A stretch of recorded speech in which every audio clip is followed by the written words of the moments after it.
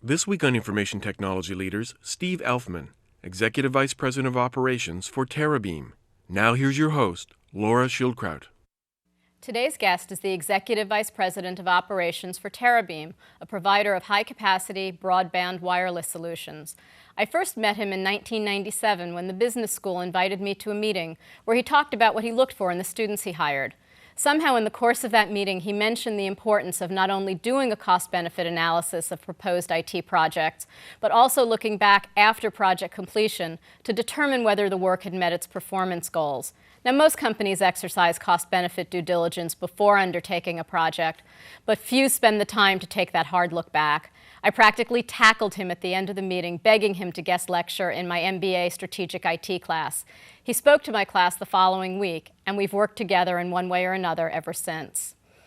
I've come to know that he's truly an IT guy. He began his career in 1978 working in corporate IT for 3M. Then, after 17 years, he began working in IT for GE Capital Fleet Services. He then relocated to Seattle to become the CIO for AT&T Wireless and now works for Terabeam. Since moving to the Puget Sound region, he has adopted the University of Washington as his school by focusing on hiring our students, starting a scholarship program, acting as a member of the e-Business Advisory Board, and helping out with the business school's strategic technology plan. We could not be more fortunate. Please welcome Steve Elfman. Thank you. So where did you grow up?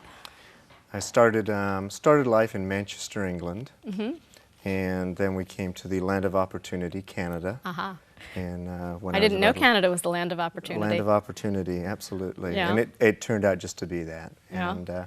And then most of my youth was in Canada until I came to the States 10 years ago. What were you like in high school? Incredibly handsome. Other than being handsome. I really enjoyed school, actually. I enjoyed math, and I did most athletics there, but not a real jock. No. When did you first know you were smart? Oh gosh, about 5 minutes ago. No, I think I started to get it at about grade 12. In Canada, you go to grade 13 because it does take us longer generally there to get it. But at about grade 12, I got it. And started to realize that I could do pretty well. And what did that mean to you when you realized that? It meant definitely going to university because back in those days there's always a question of whether you will or not. And absolutely going to university and wanting to do engineering, and then determined computer science was really where I wanted to be. And where did you go to college? There's a community college in London, Ontario, called Fanshawe College, where I was doing electronic engineering. And what made you decide to go there? well, it was a pretty interesting course. I really did think I wanted to get into telecommunications. Back then? Way back then. Wow. I thought I was going to get into telecommunications, and electronic engineering was it. Was the path there? What made you think that telecommunications was interesting? I liked using the phone. No, I just really saw that as an opportunity going forward for most people using it, businesses and so forth. So I thought it'd be a good opportunity. Wow. And then when it came to the recruiting process, were you actively recruited by 3M? How did that whole thing work? Yeah, actually, when I graduated from Western University, which is purple like UW, so that's why I adopted here. I was actually working at a small airline, the Great Lakes Airlines, and I was recruited by 3M. And what was their interview process like? Basically, fairly simple. We went into HR and then met with all of the different people in IT that wanted to stump the stars and see if you can get the answer, and then finally hire you because they desperately needed people. Right. Yeah. Whether they stumped you or not. Right, right. And were there any other companies that you considered? Yes, interestingly enough, I was in London, Ontario, where at the time Northern Telecom, or Nortel, was there, and it was also in Montreal. They offered me a job in Montreal, but I didn't want to leave. I wanted to stay in London. So even though you knew you wanted telecom and that was closer to what you wanted, you still made the decision? Well, I moved from telecom to computer science when I first started fooling around with PDP-11's machine language and thought, this would be cool. So that's what I went to the university to do computer science and then business. What surprised you about that first full-time work experience? That you actually had to go out and buy suits, and but what was surprising about it was actually having to deliver things on time and having people other than your classmates and your teacher and your professor asking for things. You had people expecting you to deliver when they wanted. Right, and not probably clearly defining exactly what they wanted. Oh, you're leading me now. Yes, and they didn't know what they wanted, but they wanted to deliver. Right. Absolutely. Yeah, because that was the big, the big thing that I noticed.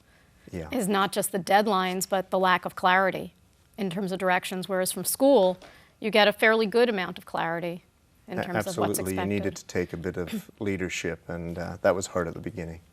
I believe that one of your early projects dealt with the operations area. Can you tell us about that project? Yeah, 3M was a company of 60,000 products, and they needed to have what they thought was an order processing system. And so I got the opportunity to lead that project. And this was how long in? You'd been there? I'd been there about 8 or 9 months. And there wasn't a lot of people to choose from at the time. And I don't know, that's kind of a big deal. It was, and it was pretty important for us, and it came very quickly to me that I needed to get down outside and really understand the business of 3M and the fact that heart-lung machines are far different than Scotch tape and Post-it notes, and how do you put a system together, and more important, how do you put processes together. And that project got me really close to the business, and that probably made the single biggest difference in my career. How so? I got to understand that I wasn't there for the sake of IT. I was there for the sake of growing the business and understanding how the business could use IT. Yeah. Now, did that have anything to do with the fact that you were the youngest appointed director at 3M, that project? That had a lot to do with it, yeah. And what other factors do you attribute that? The white suit that I wore to the interview, actually. I think that I was moved out of IT after the order management program was put in to actually run logistics planning, and logistics being whole physical distribution, customer service, and so forth. So they moved me out, and again, back in those days, they figured IT people did not get it. They did not understand the business. And so by moving out, they felt they could send me back in and appropriately run an IT group. From the people that you were working with at that time, were they right? Did most IT people not get it? Yeah, I think so. I think that we were very technical at the time. We cared more about efficiencies in the technology, less so than how we're going to run the business with the software. Yeah. You met your wife during this time. Was it awkward dating somebody that you worked with? No, not at all. It was not a big Other deal. than she lived on the other side of the country. That was a bigger problem. So, I mean, it made it easier, and it was also awkward, but yeah. You also did a lot of traveling where you stayed in, I think you stayed in Canada, or she stayed in Canada, and then you moved to the U.S. I have a lot of students who will ask me about dealing with relationships when they have to travel. How did you make that work in a sustainable way? Well, actually, Monique lived in Vancouver, Canada. I was in London, Ontario, and I was traveling back and forth, and at one point in time said, I can't travel back and forth anymore. Would you like to get married? And can I move you to London, Ontario and have some scenery deprivation? And then we moved to Minnesota instead, so very different. There is that. Yeah, so, and we were fairly fortunate. She really understood. She was a sales manager at 3M and understood business. And I understood her business and she mine. And we determined what was the best thing for us. So it ended up being fairly practical. Yeah, and also both being at 3M, she was offered a fairly good position at 3M as well. So it was mutually beneficial. You stayed with 3M for a long time. Why did you stay with the company that long? I thought I'd retire at 3M. Really? Yeah, it was when you come out of university and you go into a company that size, that is a lot of humanity. It's a great company, and I was hired with a whole bunch of students at the same time. So it became like I went from one school to another school, and had a lot of fun, made a lot of friends, and still have. Most of my friends are ex-3M, or 3Mers or ex-3Mers. So I thought I'd just stay there forever. But you didn't. I did not. And what made you decide it was time to leave? Well, a couple of things. One personal, and one that I got recruited by the Jack Welch machine. And after 3 or 4 months of deciding whether I could possibly leave 3M, I felt that GE was a really good place to go to increase the resume and get different opportunities. But personally, we spent a lot of time in Seattle. And I was thinking that if an opportunity came up in Seattle, I would take it. Well, instead it happened in Minnesota still, but it then allowed me to leave 3M and became pretty liberating. So what was it that encouraged you to do the GE Capital job, the Jack Welch pull? And what was that pull? Actually, what was more interesting is I'd been in a manufacturing company dealing with products, logistics, and this was a financial company. So it was a different set of problems to have to tackle as an IT guy. And also with what GE had to offer in terms of different businesses, from aircraft engines through the financials. I thought it would be a pretty good one. And plus they offered a lot of money, so that helped. Truly. And what was your role? I was a CIO in the one of the capital businesses, which is fleet services, leasing cars. So you were probably a fairly young CIO at that point. Yeah. Did you have a hard time getting respected by the people that you worked with, coming in that way rather than being homegrown? No, probably 2 things. Number one, I took over from somebody that was really disliked. And so your honeymoon period is really good. I mean, they're immediately going to like you unless you're a jerk. And secondly, they did have some problems, such as huge turnover. And in those days, there wasn't as there was lots of jobs and not as many IT people. And we were having turnover in the 27% range. Actually, in GE Capital, it was in the 30s. Wow. So what we had to do immediately is figure out how to stop that bleeding. Yeah. Wow. And what did you do to stop the bleeding? Well, a few things. First, treat people with some respect, communicate. But also, what you find out with IT folks is they like to know their position, how it's defined, what are the objectives, and also what career path there is. So one of the things that I brought actually from 3M was a whole career pathing program for IT people at GE Capital. And we found that worked quite a bit. And then generally the best technique was to really communicate up, down, and around the university, the company, but also start moving people and cross-pollinating them and having them go into different jobs. So it sounds like what you really did was you took the function of managing seriously and didn't just look at it as a project management, but looked at the function of people management as well.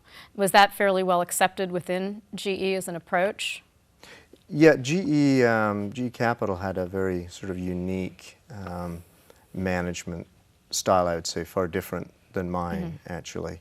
If I can say, there's very much an East Coast, a Midwest, and a West Coast kind of management style, and one can guess the different types, different behaviors. But I think that the one thing that 3M taught me was to manage down, and that your best friend is the person that works for you, not the one you work for, and you generally deliver with that, and it takes care of the people above you. The rest of it. Yeah. So what are the differences between East Coast? You knew I was going to ask that. Absolutely, knowing it from your East Coast. I generally find the East Coast people like a good argument, pretty abrasive, fairly hyper. They think they're productive, but they're bouncing off walls. Midwest. Movement does not always equal progress. No. And a lot of them like to be Harvard MBA grads, particularly at GE. Midwest, very humane, perhaps too humane. They rarely fire people. And the West Coast is just perfect. Highly productive, high IQ, and they both fire people and also promote people. So West Coast turned out to be just right for me. You were also appointed to be the corporate diversity leader during that phase. Tell us about that. Yeah, well, during my years at 3M, I was international. So I spent most of my time traveling everywhere. Actually, I had most responsibility other than domestic U.S. And in that, I learned a lot of differences between how we operate. The last thing that people in different countries wanted was somebody from headquarters coming out to help, and often we didn't quite understand each other. So I hired a firm to teach me about cultural diversity, and that can't help but spill over to just diversity in general. And so when I got to GE and also was international, they asked if I would do the diversity thing and brought people from the different countries together and set up a diversity program with an outside firm, or process, actually, not a program. And what differences do you think it made?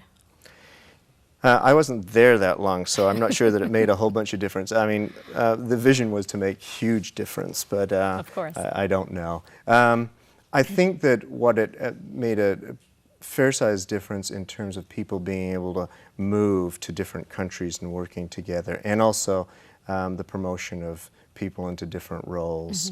And I think in general, it helped the morale of the organization. I think it just leads to more respect and flexibility. And one of the things that I dealt with at Microsoft when we were dealing with call times is that call times in different countries are different. You know, in Australia, the call times were longer than they were in France, and that's just because it's a chattier culture. Absolutely. It just is, and it's not that one is good and one is bad and one is right and one is wrong. They're just different. That's right. Well, it also allowed us to do a better job, I think, of outsourcing. And we outsourced to India. And so I think it was quite interesting that, an example, we would ask, company was Patney at the time, to do some work, and one of the people from G Capital said, I want it done as soon as possible. And it's 2 weeks later and it's not done, and the typical way we operate in a linear fashion is, why isn't it done? And they said, well, possible is when I decide it's possible. It's not, you want it right. You should tell me you want it right now. So a lot of differences in just words. Truly. Part of your job at 3M and also at GE Capital required a lot of international travel. Can you tell us the good, bad, and the ugly about international travel? Well, my favorite part actually was working with the people from the different countries.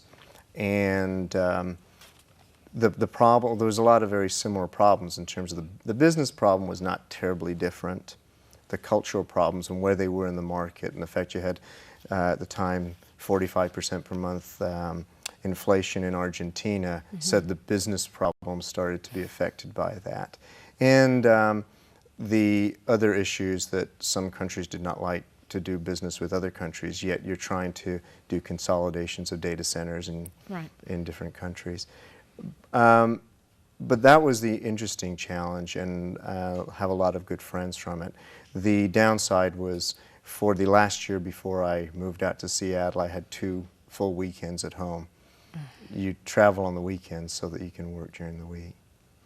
That's pretty awful. And you generally gain weight because there's a lot of good food around the world. Did you ever get in the middle of political skirmishes? Yeah, I was in, I landed in Guayaquil, Ecuador, and there were machine guns and tanks, and I had a car take me to the hotel, and I asked the fellow what the problem was, and he said the Peruvians are very aggressive people. And I left for Lima 2 days later, different car, same question, same answer, except it was the Ecuadorians that were people. Turns out it's an annual, sort of like the Super Bowl. They fight over about 500 miles of land, so. Frightening. But, yeah. Yeah, easy to talk about now, but probably pretty scary. Yeah. Relative to your past experience, you weren't really at GE Capital very long. Right. What happened and why did you decide to leave? I actually knew not long into GE that I probably wouldn't be certainly there 17 years. As I said, I learned a lot there. I thought there was very capable people. It was a different sort of style than I had. Generally, as I said, it's kind of hyper, and I'm generally a little calmer. But I also knew that I was going to move to Seattle. One way or another. Yeah, I was going to come to Seattle, and then I was out in the office in Brussels, got a phone call from yet another recruiter about AT&T Wireless, and it took a nanosecond to decide I'm in. Now, was the main draw that it was in Seattle, or was the main draw back into telecom, or? No, the main draw was actually when I was interviewing and meeting some of the people there. Was number one, I really felt that the business had growth in it. It was at the beginning of the S-curve of growth. So for the first time, I would be in a company that was going to do more than was going to do double-digit growth. That is always exciting for an IT person because you're not focused only on costs, you're focused on growth. Second was the people I met really had high IQs. It was a very smart group of people that I was going to enjoy working with. And thirdly, they had some of the common problems that I've solved before, so I could immediately go in and add value. One of which they'd been without a CIO for several months, and so you needed to go in and establish some initial goals, objectives, and so forth. So what were some of the first things you did upon coming in there? Actually, I recall probably the third day into it was identifying what the next 90 days of being with me was going to be like, what we were going to accomplish, so a 30, 60, 90-day plan for the organization. And in IT, the biggest thing to do is understand the priorities. Right. There's always more to do than capacity or money. So initially it was to identify the priorities and then organize effectively. And for me, organizing meant what I call an account management structure, where I wanted people responsible for parts of the business that they could consider them their own. So to develop that sense of ownership. Right, right. And did you find it hard or easy to figure out the people that belonged in those spots? I found it very easy. Again, the people that became my direct reports at AT&T Wireless, I would say are amongst the smartest and most capable IT people that I'd ever worked with, and so very quickly knew that they were all staying, they just needed to be planted in the right pot. Now, at this time, this was back in the late 90s, we were told that you sort of saved a wandering organization.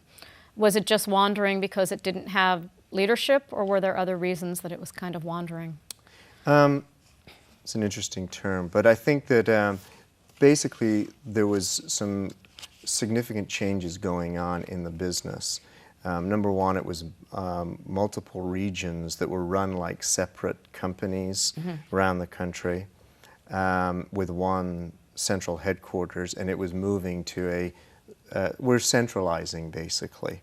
And so when it's regionalized, everyone's doing their own thing. They're good systems, but for each problem there's 20 answers. And so from a company standpoint, the cost structure was really high. They did not have common leadership that would get the benefits of each part of the country. So wandering perhaps, but I think more not really giving the shareholders all that it could get.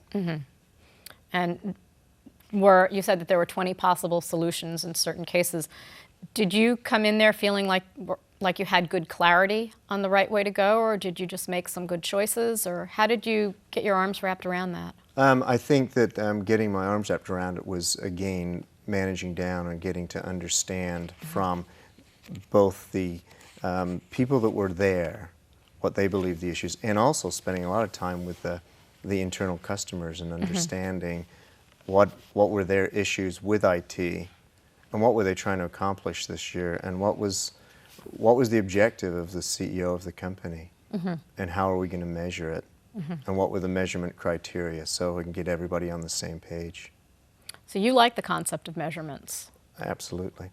Why do you find that those work so well for you? Well, if you don't know where you're going, as they say, you won't get there. And if you don't have a way of measuring along the way, you don't know that you're making progress. And so I am really big into metrics and establishing the goal, identifying how you're going to measure that, and then monthly, weekly, or daily determining how close are we. Or not. Yes. What was your biggest challenge at AT&T Wireless, if you can recall?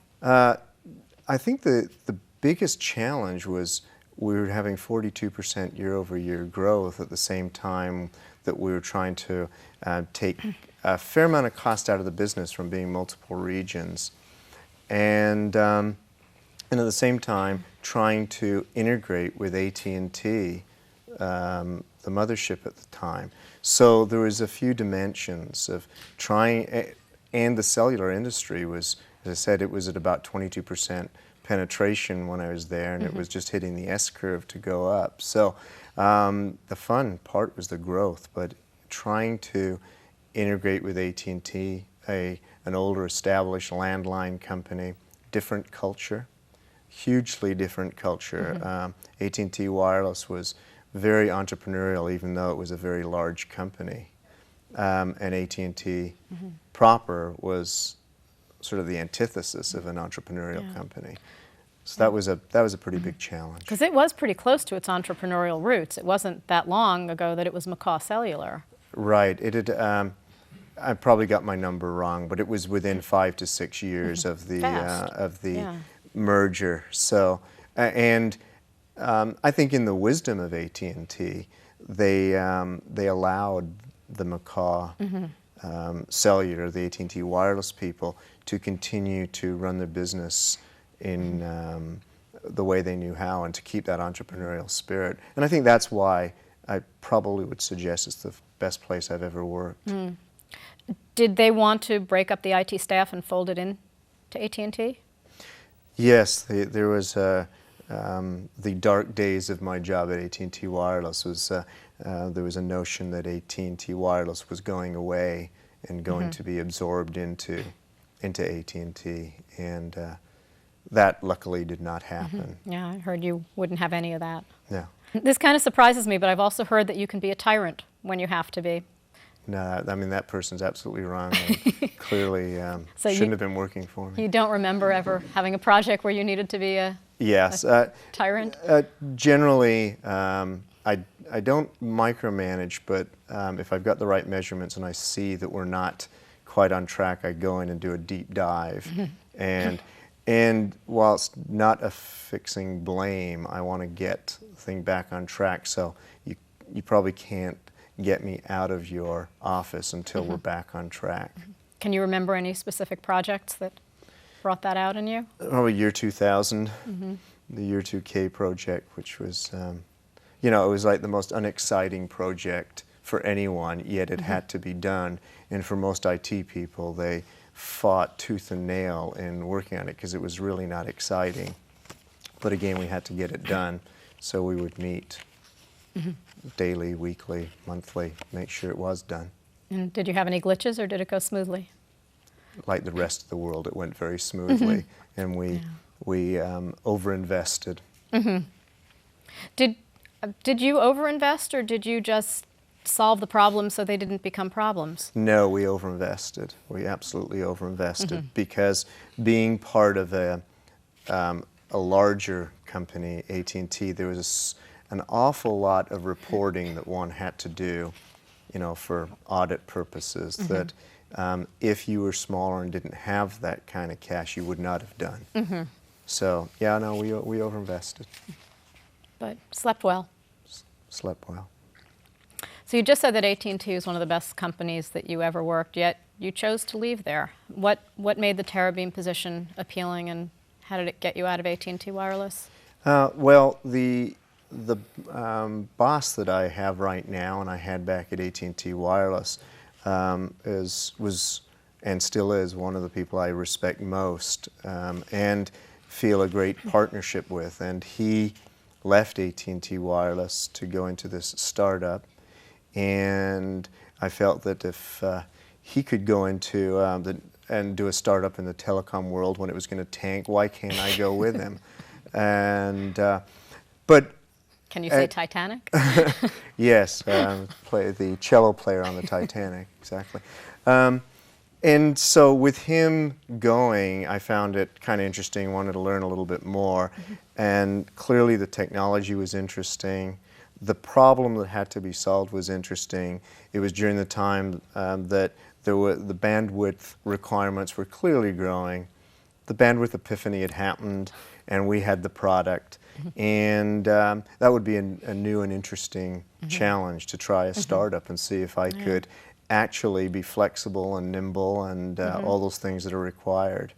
And so I did that and didn't realize we had to be as nimble and flexible as we did. Yeah, surprise. Yeah. Yeah. Can you tell us what Terabeam does? Yeah. Basically, what's referred to as a last mile access problem, where there's a lot of fiber under the water, in the ground, going from city to city. There's fiber within the city, which they call rings, but getting to buildings and providing high bandwidth. Allegedly, there's about 5% of the buildings in the U.S. that have that capability. So, and it costs a great deal to lay fiber, and in some places there's moratoriums that you can't dig up streets. So what the product that we provide is free space optics, which is lasers that allow you to transmit very high bandwidth applications from a building to that ring and do it long haul. The other products we have are radios, radio frequency, but they run at 60 gigahertz, which is unlicensed spectrum, unlike cellular telephones, and also run at very high speeds. You can do gig-E and higher. Really? Wow. So we basically, our job is to sell equipment solutions to other carriers so they can use it as one of the tools. And what were your initial roles at Terabeam when you first started? When I first came over, it was to do the IT thing, set up an IT organization, and customer service, and some administrative functions like real estate and facilities and fun stuff like that. Stuff that nobody else wants to do, I'm basically. great at taking care of washrooms. And then shortly thereafter, we were doing network services. We set up in 4 cities, so I was asked to take over the network services, which is field engineering, installation, just monitoring the networks, network operations center, and so forth. Wow, that's a big job. Yeah. Now, if you sort of look back, you've been the CIO at a lot of different companies. Can you tell us the difference between being CEO at GE Capital, AT&T Wireless, and now at Terabeam? Well, Terabeam is a really easy place to be a CIO, because when you were there was no legacy. There was no systems. So you basically go in and say, we're going to go and buy these systems, and we're going to install them in 6 months tops. They're going to be tier 1 applications. We're going to use Vitria as middleware, and let's just get it done. And by the way, since I run operations, we're not going to do any changes to the packages either, so let's put them in. So that was fairly easy, and now we have a legacy, so if we want to make any changes, it's now hard. In AT&T Wireless, the challenge there was initially consolidating a lot of applications into having 1 or 2 solutions, and also the fact that we were, what I would say, really market-driven. As you see, lots of rate plans. We were always coming up with something new to try and compete with the Verizons, and so we had to come up with systems very quickly, and sometimes you had to put systems up that later on you go and fix. Right. GE Capital was it was not as exciting in the sense that it was big systems, legacy systems, had to do a lot of maintenance and keep those things going, a lot of mainframe systems. And 3M was completely exciting because you're doing systems internationally, different ones in all of the countries. So they're all different, and I've enjoyed them all. Well, when you started at Terabeam, as you said, the opportunities looked huge. Well, shortly thereafter, everything tanked. How did the bursting dot-com bubble affect Terabeam, and how are you finding you guys are managing through it? Well, I think if you look at any equipment provider to the telecom industry, their stock has generally gone down dramatically, from, in some cases, $80 down to less than $1. It's been really hard to sell into the carrier market. The dot-com burst, clearly affected us, but it affected the whole telecommunications industry. And then you had the overall macroeconomics that were quite difficult, and then you had the 9/11, which was another challenge that stopped a lot of the spending as well. And then finally you had the Enron. So generally it's been a tough 3 years to try and start up a company in this environment. So we've had to cope by, again, you keep pushing forward, you're changing your strategies and your plans regularly. You have to be nimble, but you have to watch your costs. Cash is king, and a lot of companies have been falling because they haven't had enough money. So you have to do things that you find fairly unpleasant, and by letting people go, and that's probably the most difficult thing that we've had to do. But you have to keep the business going. Now, especially when you look back at your past, most of the things that you're most proud of have been taking the churn rate and reducing that. So putting you in the position of having to do layoffs is not where you're most comfortable. No, absolutely not. How did you deal with that? Well, it's even harder at a smaller company, because you can, in a very large company where you've got thousands of people in your organization, kind of wave your arm and say, let's take out 500 people, and they're sort of nameless and faceless. At Terabeam, you know them all, and so it has been very difficult. And so the way you do it is you try and explain exactly what's going on in the business, and also the fact that you don't have all the answers, that you make more mistakes than you do get things right, and that at the end of the day we have to do what's right for the shareholders, and hopefully the people that we've let go are shareholders and we do the right thing for them. As well. Did you ever think you made a mistake by leaving AT&T Wireless? Yes and no. I certainly miss the people, although quite a few of them came with me. But certainly there are days when it's heavy lifting at Terabeam in this business. But at the end of the day, Terabeam and the people there have been just incredible to work with. And so the answer really is no, but I'm glad I keep my friends there. Yeah. I know one of the times when I had made a move, I found I really missed the place that I had come from, but I also realized that the place that I had come from wasn't the same anymore either. So I was missing not just a place, but a time, because even if I had still been there, it wouldn't be the same there anyway. Right. Well, what you leave is the people. I mean, the place is a building, and I've been really fortunate that a lot of the people, we stay in touch. So one of the things you found that you sort of kept asking yourself was, so you think you knew the market. Where was the market then, and where is the market now? When we first started, there appeared to be a great market for bandwidth, and everybody needed lots and lots of bandwidth. And so we assumed that 5% of the buildings are lit with fiber, then there's 95% that we can go after. And all of the customers are going to want high bandwidth for their email, for their applications. and they'd be willing to pay for it.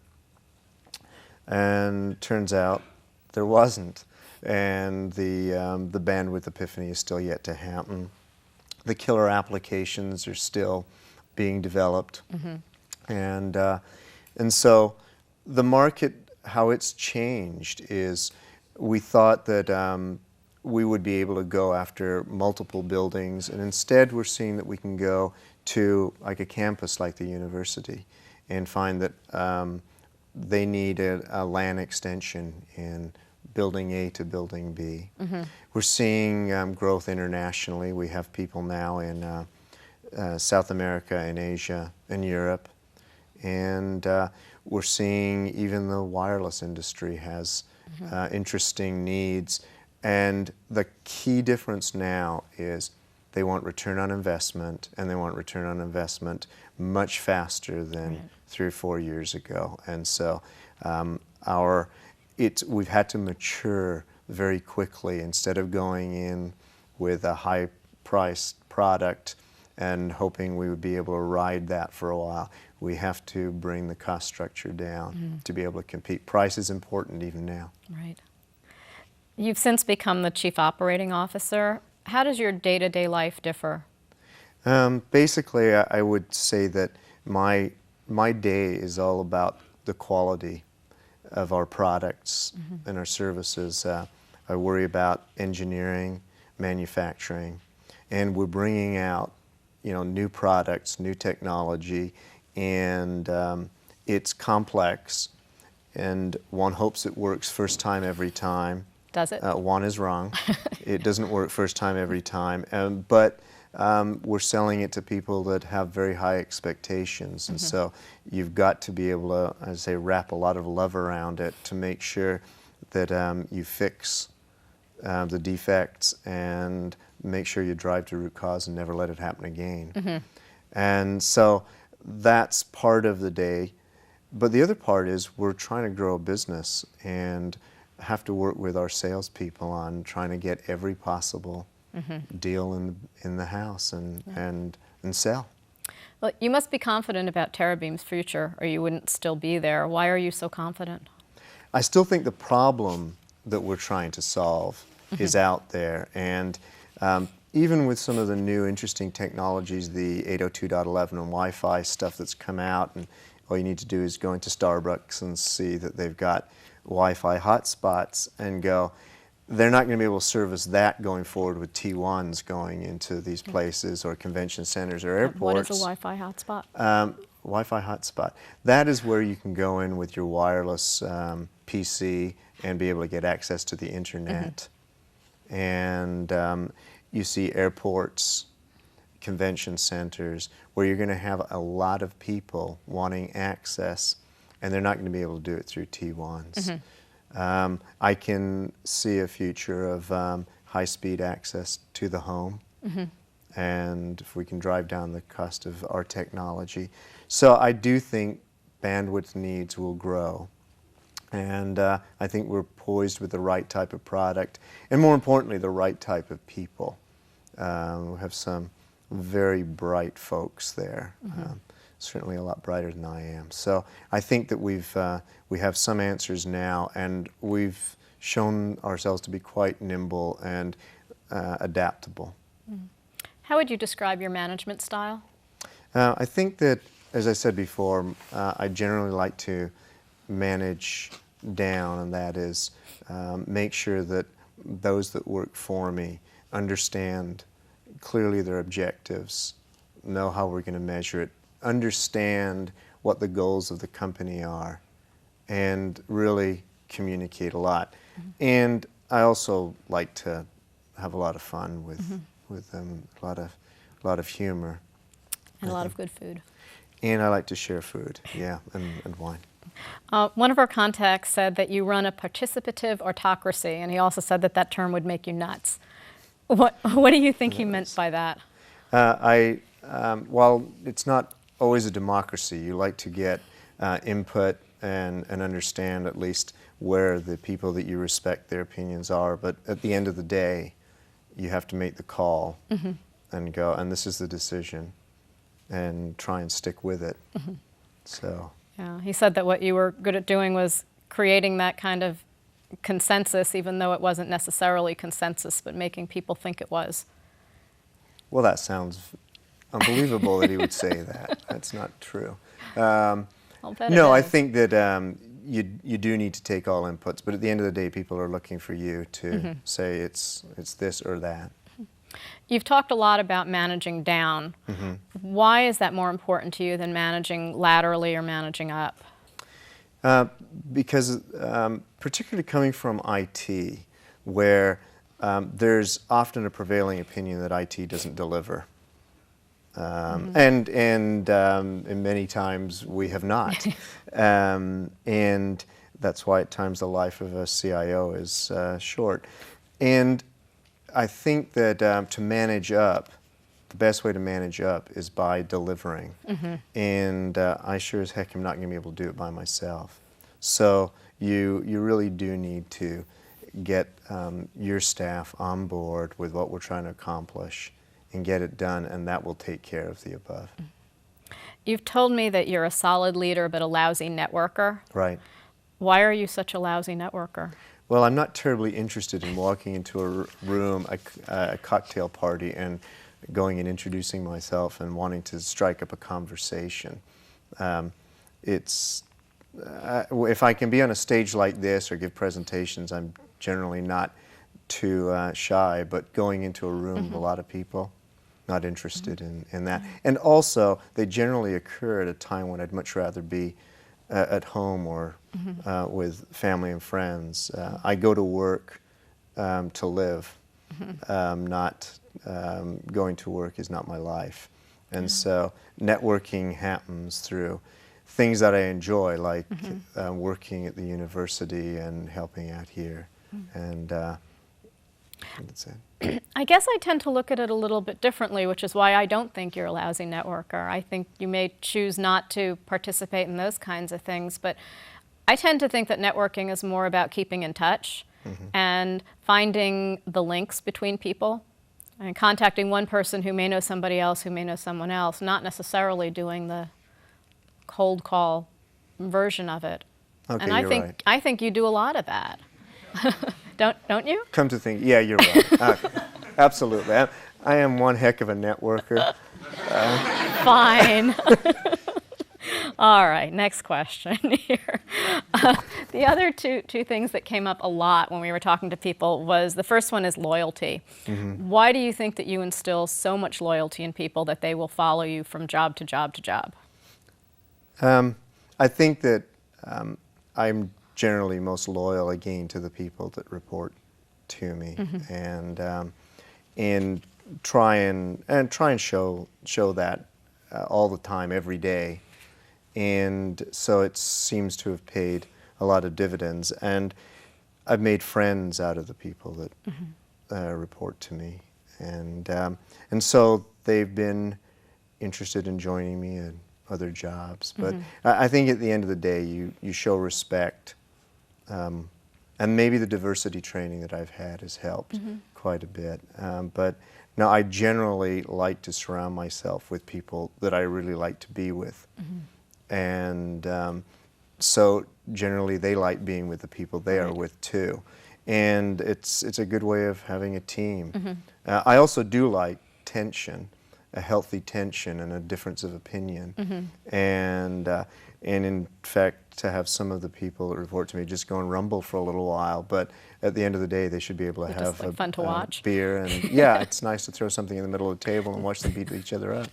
But so it's a little bit more family-like that, you know.